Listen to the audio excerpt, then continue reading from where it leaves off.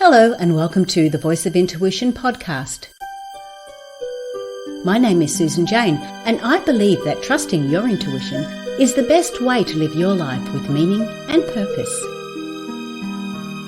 Each week you will hear about how you can connect, develop and trust your intuition through the wonderful array of guests we have on the show and my own personal experiences. Join me to understand how your intuition can guide you towards a life full of meaning and loving purpose.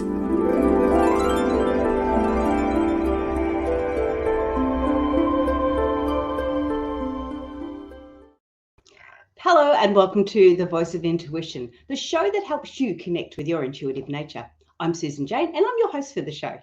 Today we have the lovely Elizabeth. Now Elizabeth has got an amazing story and we really want to get down to the nitty-gritties of the story and how her intuition helped her get from, well, you saw the title, get from an inmate to sort of a business for herself, her own business. And it's an amazing story. I haven't heard it all. I only know the basics of it. So we're going to drill down and get an understanding because we're often going through these experiences ourselves, these feelings, and we don't know how to take those first steps, get moving and get ourselves out of where we are and moving into the next section of our lives, basically. But Elizabeth has lived it and is willing to share it with us. And it's a pretty full-on story. So enjoy this. Welcome to the show, Elizabeth. Thank you for having me. It's good to be here. We're looking forward to it. I want to get straight into it because I want to know how you got, just the basics of how you got from where you were to where you are now before we drill down into it. Well, due to a domestic violence situation, I ended up addicted to opioids. And while trying to get away from him, I ended up catching drug charges and going to prison. And that's when you have years of your life taken away, like you really, I had to examine, what I was doing to get myself in these situations and, address my trauma and the reason why I kept, relapsing and not being able to, get my life together.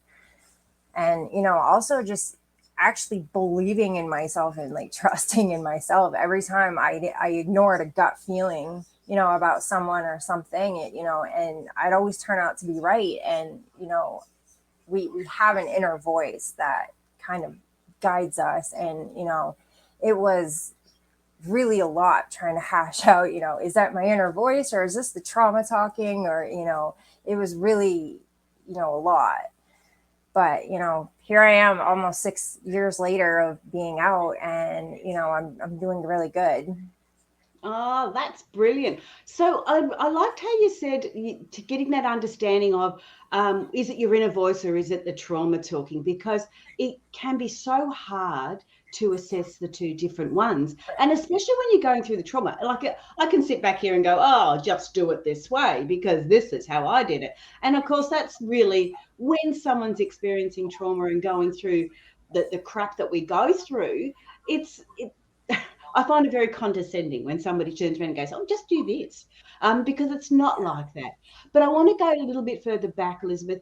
Now, you said you're in a domestic violence situation. How did you go from that domestic violence into the drug taking? Was that your way of coping? Is that how you got through things? Well, he assaulted me to the point my skull was showing. And I didn't do drugs before that. Like I'd experimented here and there, but I basically smoked pot and like to drink beer. Like I didn't do drugs, and I'd watch my whole community, get sucked down the toilet, by these big pharma companies prescribing everybody opioids. Like my generation, we trusted our doctors. We did what we were told, and they got us all addicted to these substances and then stigmatized us for it and then threw us in prison. And when I went to the doctor, they had to sew the muscle back, then they had to sew the skin back, and the brain damage was so bad I would have seizures.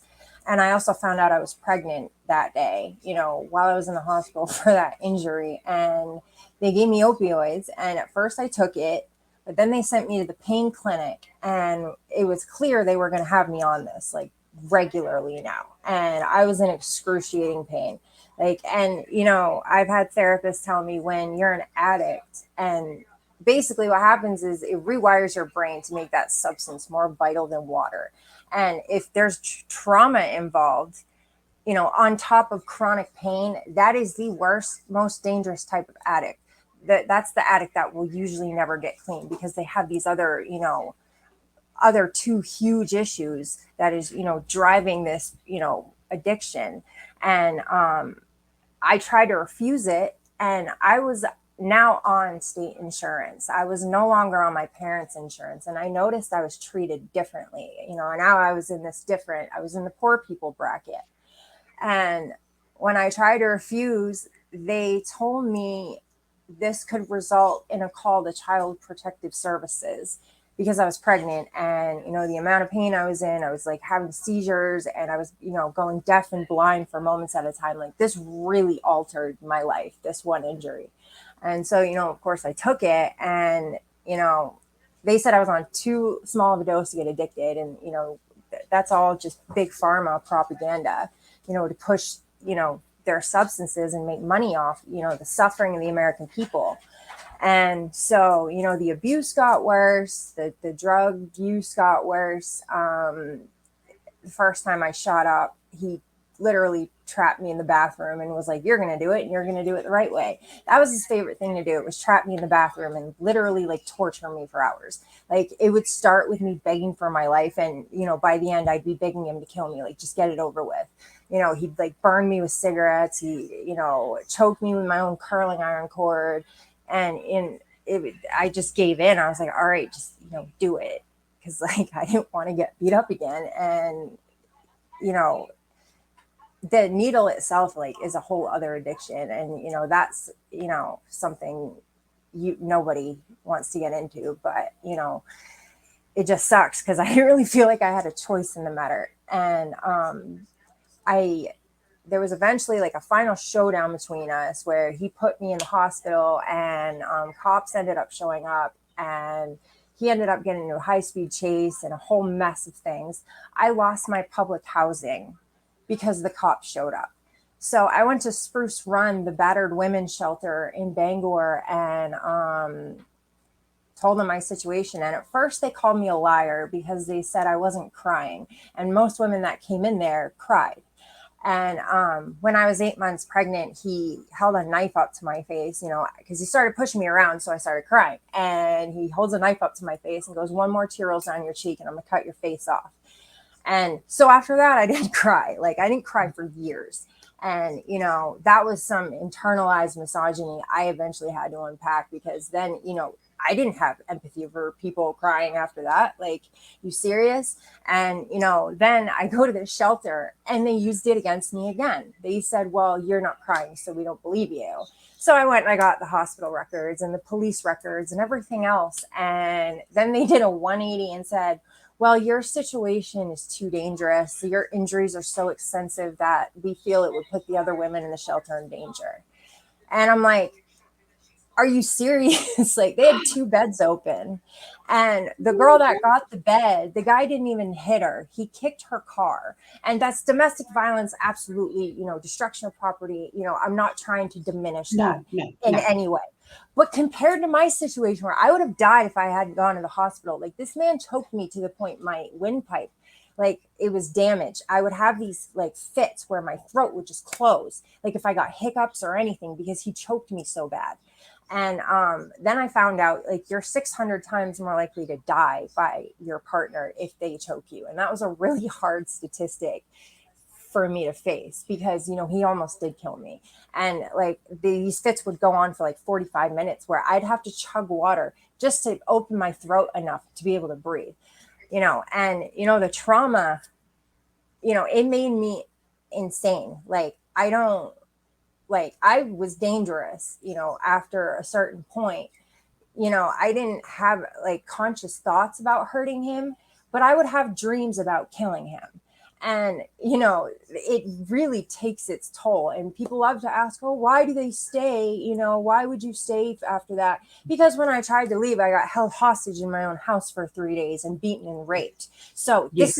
you're 7 times more likely to die trying to leave. So, that's all. yeah, that's all fun and easy to say, you know, especially Yeah. when they're financially abusing you too. He took Mm. every cent I had, you know, whether my son needed it, our son, you know, anything. He just took, you know, all for drugs. And Mm. it was just a nightmare. And, you know, on top of the fact, you know, as someone who's experienced, you know, addiction and domestic violence, I've watched so many people get their kids taken for trying to get help with their addiction, for, you know, trying admitting that, you know, they want to get out and that they're being abused by their partner. I've watched the state come in and take people's kids for that. So that's why nobody goes and gets help. You know, it's, you know, stay and, you know, deal with it, or try to leave and get help, and then DHS comes and takes your kids because you're a victim.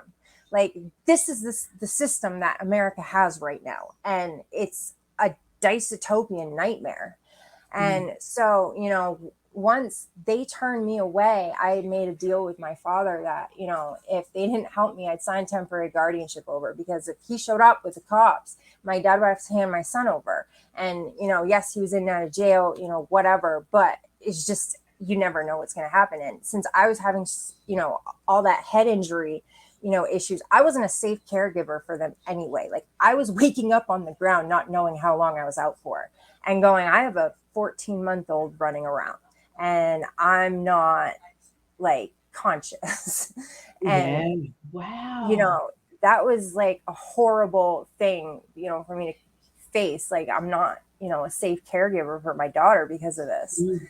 Mm. Like, and so she started having to stay with my dad, you know, once that happened. But, you know, then Jared came, and, you know, once that happened with the battered women's shelter, I signed temporary guardianship over, you know, for them.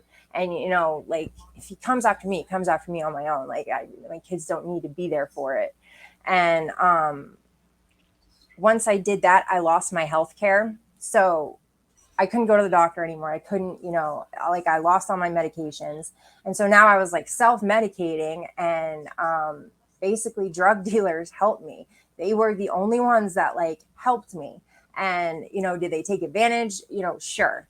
But, you know, I had places to stay. I had protection. You know, they were giving me drugs to sell so I can make money. And, you know, because I was so traumatized and so hardened by this, like, I moved my way up pretty quickly. And eventually I caught charges in 2011. And it's like I always had one foot in and one foot out. Like, I was in college, like, I had plans, like, and instead I ended up getting sucked into a life that I never wanted. And, you know, 70% of women in prison in America have some sort of domestic violence or sexual assault in their past before they even get to prison. Like, we're the women that slip through the cracks. And, you know, we have the highest rate. You know, they gaslight us with land of the free and all that stuff. We make up 25% of the global incarceration population. 25%. We're only 5% of the world. Like, we have more people in prison than entire continents. And it's all to bypass the slavery laws with mass incarceration. A hospital saves $350,000 a year contracting their linen to be washed by inmates instead of paying regular Americans a minimum wage, not even a living wage, just a minimum wage. This is how greedy these corporations are. They would rather put us all in prison and have us work for pennies a day. We make $5.25 a month for working 40 hours a week in prison. And we work hard. You know, some inmates work 60, 70 hours, you know, and it's just insane. Like, you know, you're putting all these people in prison over the pandemic. All these jails across America were taking out PPP loans to expand their jails. The corporation said that they'd buy all the prisons and privatize them as long as they stayed at 90% capacity. That way Oh they can my get free workers God. out of this. And, you Holy know, shit. yes, this is what they're doing. And this Oh is my why we all God. need to come together and do something Yeah. about this, because this is where we're headed.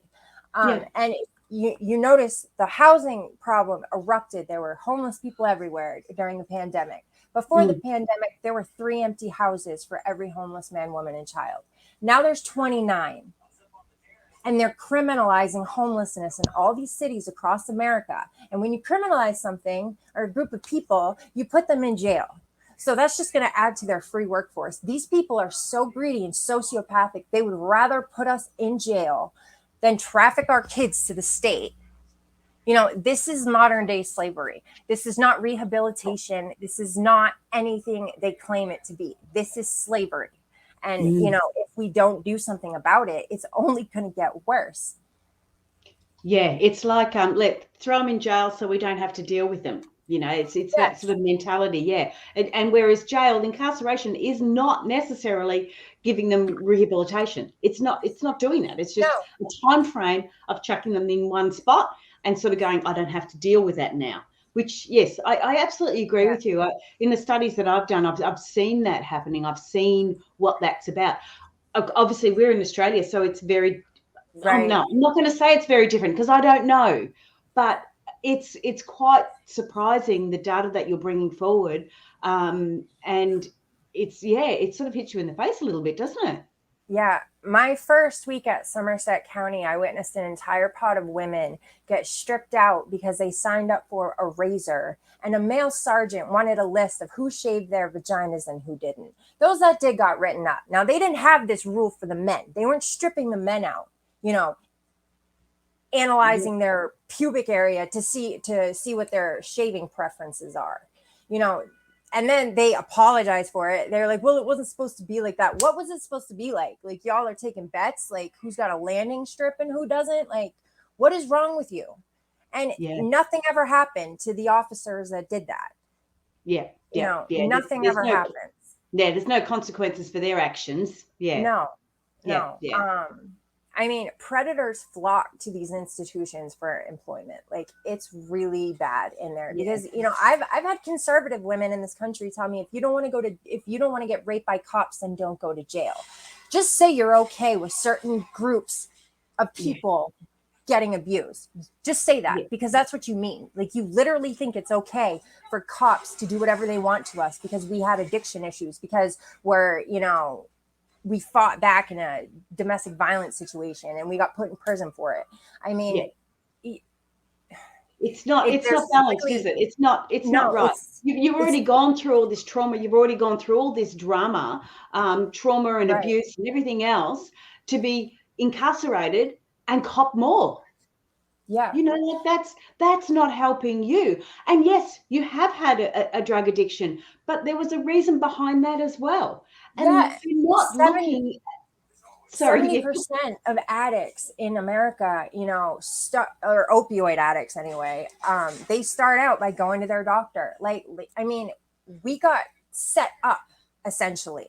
And, you know, it's the suffering of the American people is $1 trillion industry. Then you got the rehabs. They have a 94% failure rate, but it's like $30,000 to get in. A friend of mine was drinking a cup of coffee in the wrong area of the rehab during the wrong part of the day, and they kicked him out for that.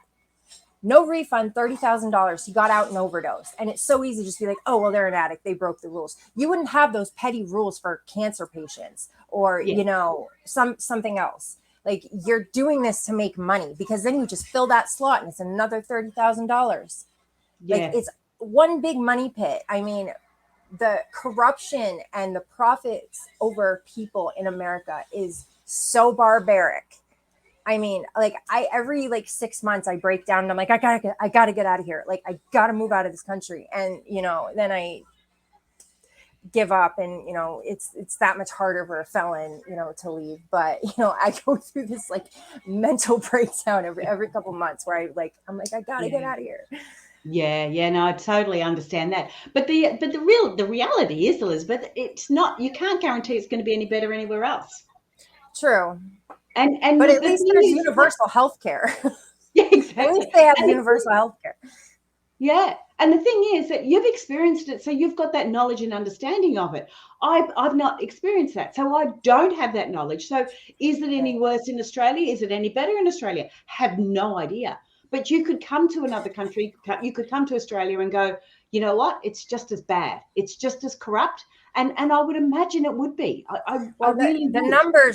The numbers prove not, though. I mean, we make up 25% of the entire, Australia don't even come close with their numbers. And, the crime rates and the addiction rates and, the gun violence, no, America's gone right to hell. And Yeah. I feel like we have to there's a whole other layer with this prison industry where people don't understand. And I mean, like, and they like to say, oh, prisoners get free medical. No, they don't. They will let inmates die, before they treat them. 60% of the prison doctors in Alabama have lost their medical license.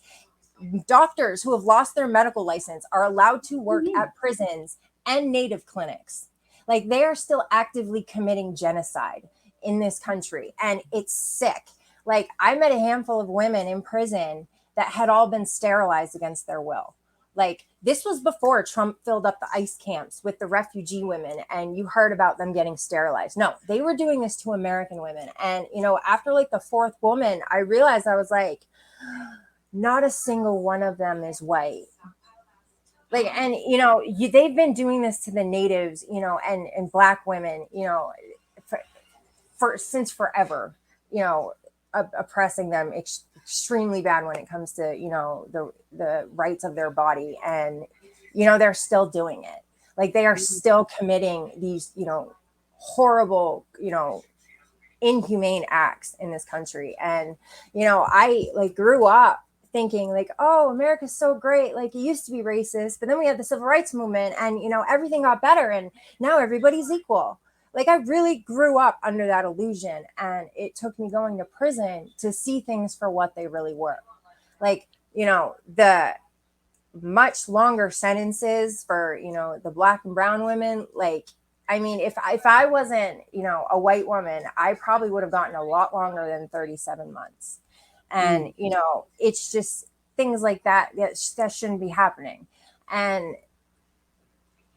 yeah, I mean, it's Yeah. just horrifying. It's actually a little bit mind blowing because I too believe that like we're not so racist. We not, because I've not experienced it.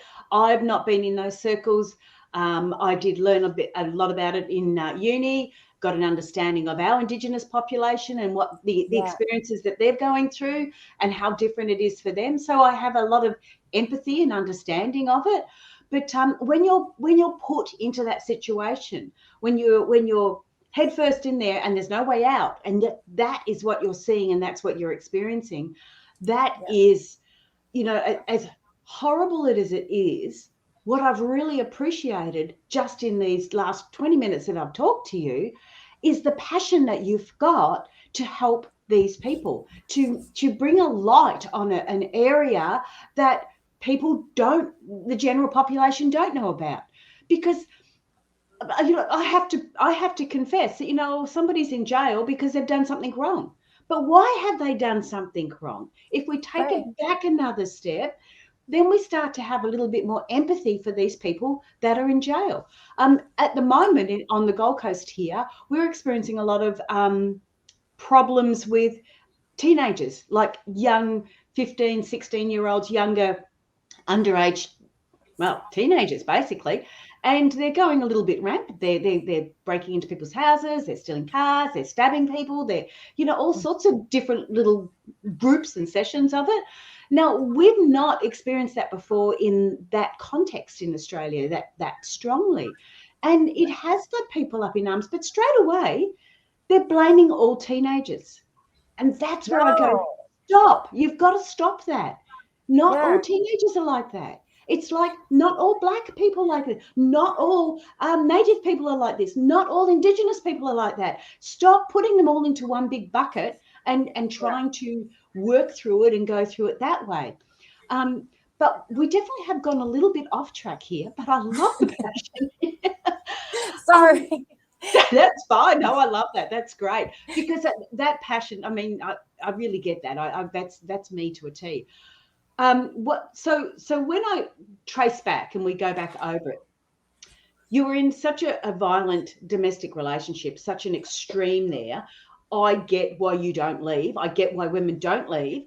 And I also get the fact that until you are strong enough to be able to leave, you Yeah, can't do that, because I wasn't in a physically violent relationship. I was in emotionally gaslighting relationship.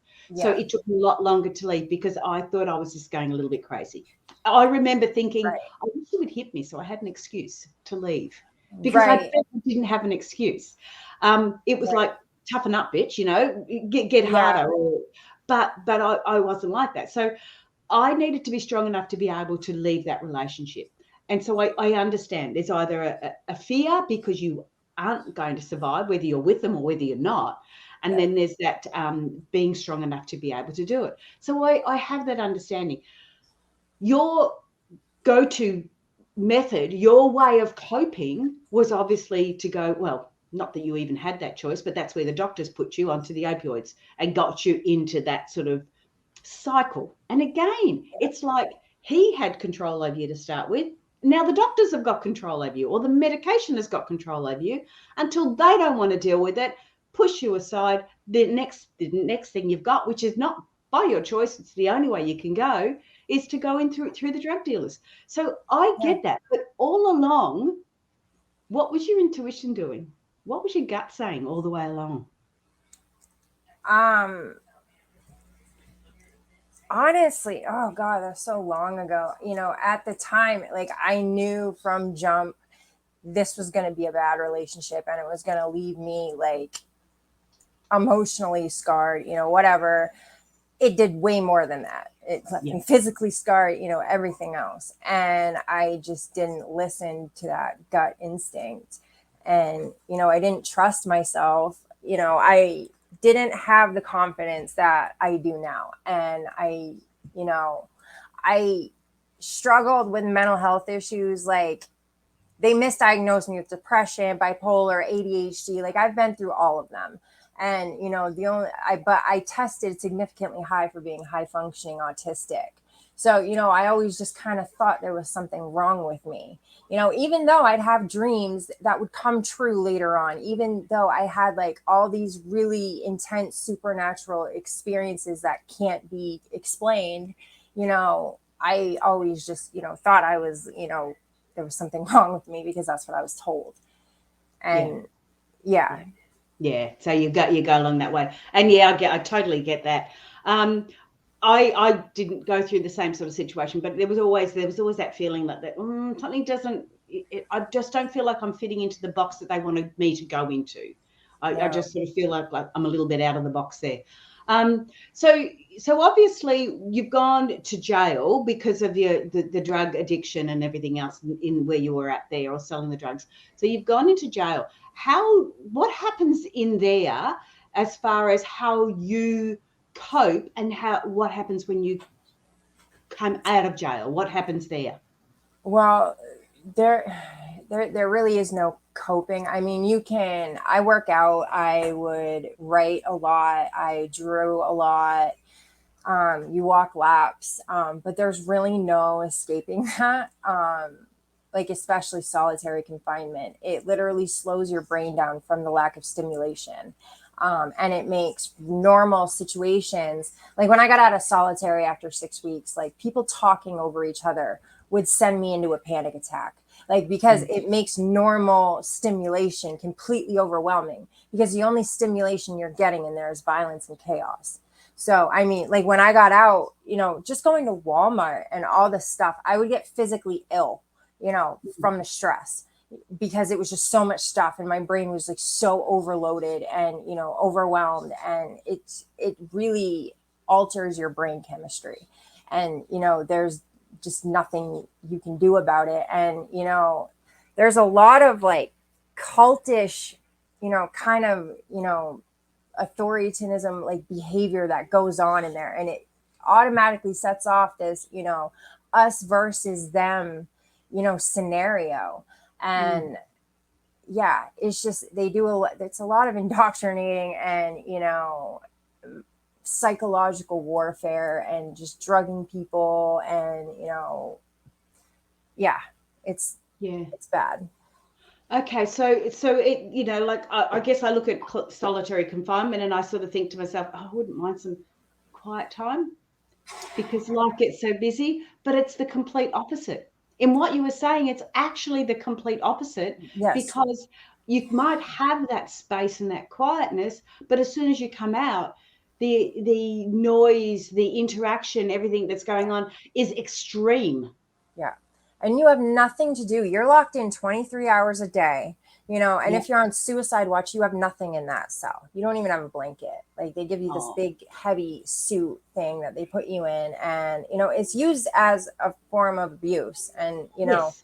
like, I had a sergeant telling me to kill myself when I was in solitary, and they had me on the wrong medication that was putting me in psychosis. Like, I was having flashbacks of being in my old bathroom, with my ex. And I really thought, that was happening. And I was there Mm, because the cell was set up like the same way my bathroom was, except where the bunk was, that's where the tub would have been. And so yeah. I was having this PTSD, like, mix of, this wrong medication and, this, and then it was in the paper that that same sergeant told another inmate to kill themselves, and they had to cut that inmate down from a suicide attempt. And after I got out of prison, that's kind of what started me on, this path of advocacy and, coming on podcasts and talking about it. It was like, I had let it all go. And Mm, then I was like, you know what? No, I want my Priya complaint. I want, they did that. She did that to me too. She would write on my, request slips, like, I can't wait for you to get out and overdose so you stop wasting taxpayers' money. Like, horrible stuff like that. And mm, she was never even in our pod. She had no reason to have such a personal issue with me.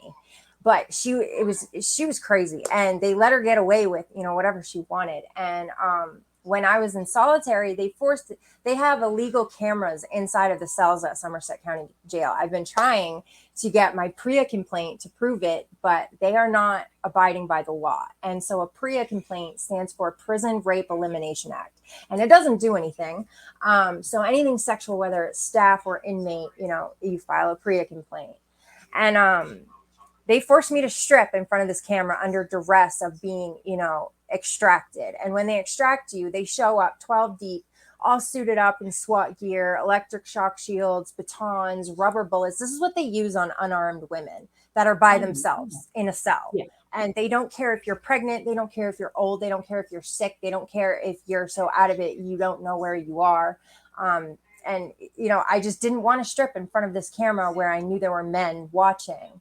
And I wanted to be stripped in the shower where the camera couldn't see me.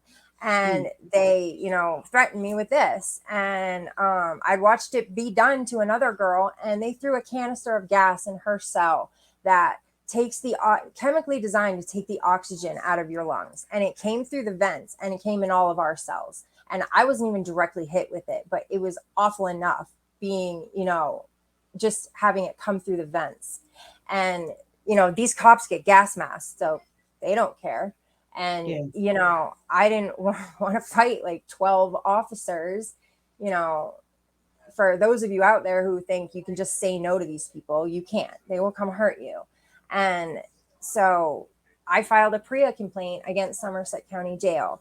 And the lieutenant at a different jail in Maine pulled the DOJ law book out and showed me that you cannot, by law, they cannot have cameras inside those cells. So when I got to Alderson, I filed a complaint through them. When they got the complaint back, and these institutions do their own investigations, first of all. So, Which is quite yeah, pointless almost. enough Yeah. Yeah. enough said. By law, Yeah. they're supposed to have an outside source come interview the inmate. This never happens. I've never once seen this happen. And when Alderson got the complaint back, they wouldn't even allow me to hold it. They read it to me and told me I couldn't have a copy of it because they didn't want it on the compound. I go, okay, that's fine. I'll send it home. So it's not on the compound. Like, just give me my paperwork that I filled out that, this would never happen on the outside. If you want a copy of your paperwork, you'll get it. And so they wouldn't give it to me. And when I got out, the Captain Grimes at Alderson Federal Prison Camp, and like 4 of his subordinates all got convicted of raping and stalking inmates and tampering with PREA evidence. So I wasn't even close to their biggest victim.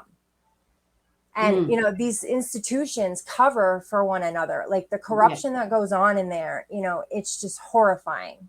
And there needs to be accountability. So this is one of the bills that I'm working on that I think should be passed federally, that, they have, because I requested my paperwork from Somerset County. Once that article in the paper came out, I was like, I want my paperwork. I want my PRIAs. I want, all my request forms. I want everything.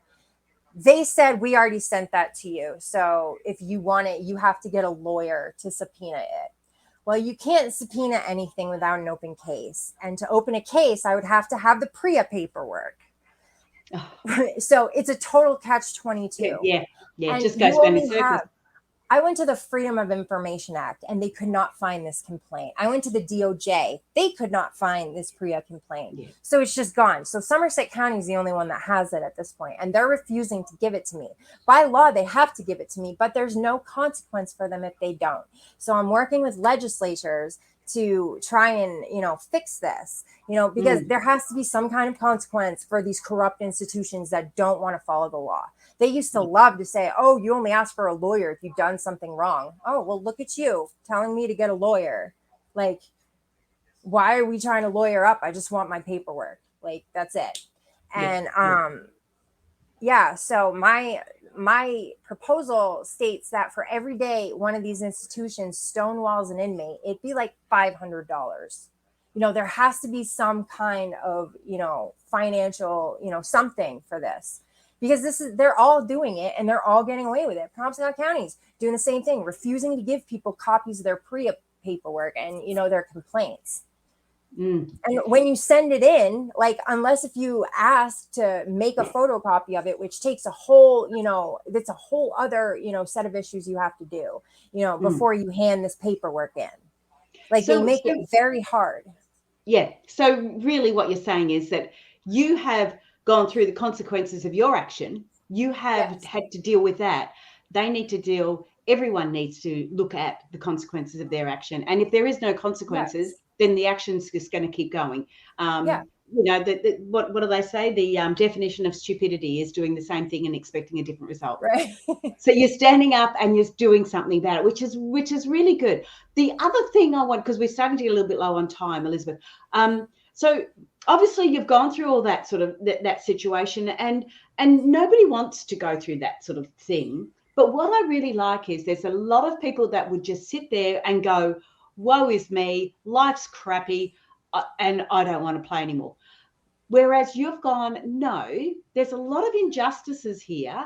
You can see those injustices in that focused area, and you're standing up and saying, somebody needs to know about it. Whether you can do anything about it doesn't matter, but you have got the confidence, like you're trusting your gut, and you've got the confidence to stand up and say, well, at least I can share the information. I might not be able to change legislation. I may not be able to do anything physical about it, but I can talk about it and I can make people aware of it. And to me, that's almost like your life purpose.